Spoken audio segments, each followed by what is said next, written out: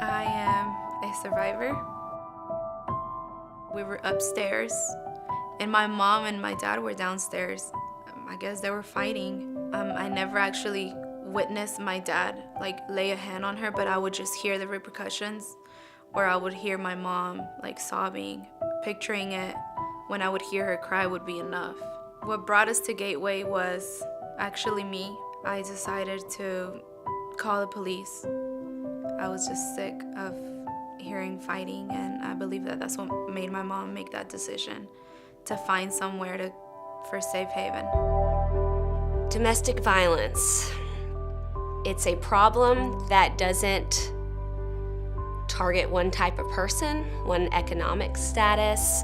It's all over the place, and we see it destroy what people know as normal. And the trauma that comes from domestic violence truly needs to be dealt with for people to be able to progress and just move on.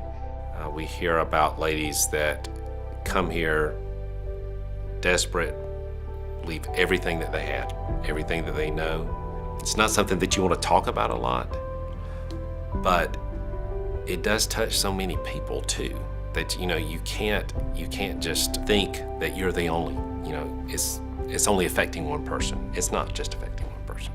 There's not been one part of the city where we have not responded to a domestic violence call. It doesn't matter their economic status.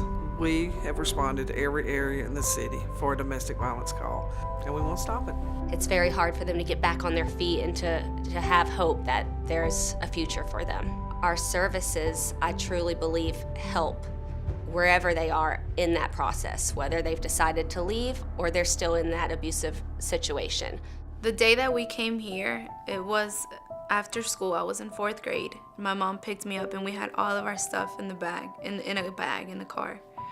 And she said, we're not going home anymore. Just the peace that I felt. I remember the first night, we just slept so good. To say the least.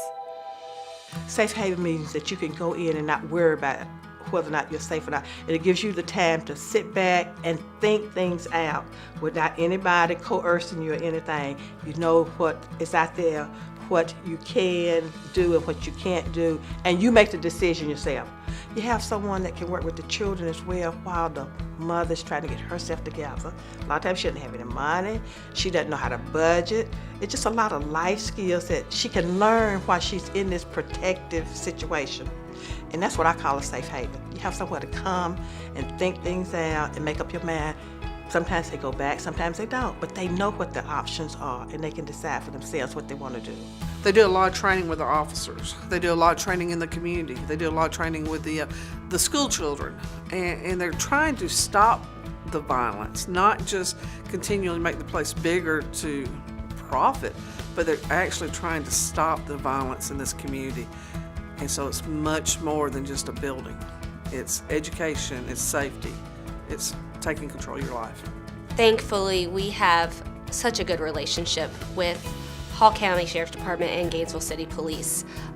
If they call us, they know that we will do everything in our power to provide a bed. If we don't have space available, we'll get them space available. The people that work here are unbelievable.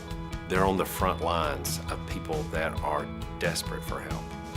And this is their only hope. Without our volunteers, I don't know how Gateway would survive.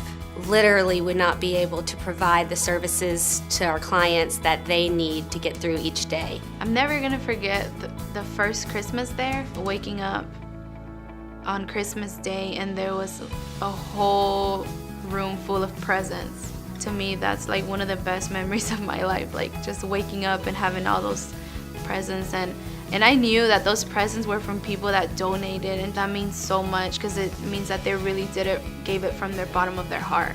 We go because of Hall County. We continue to grow because of our community. There's no question in my mind that this is worth it.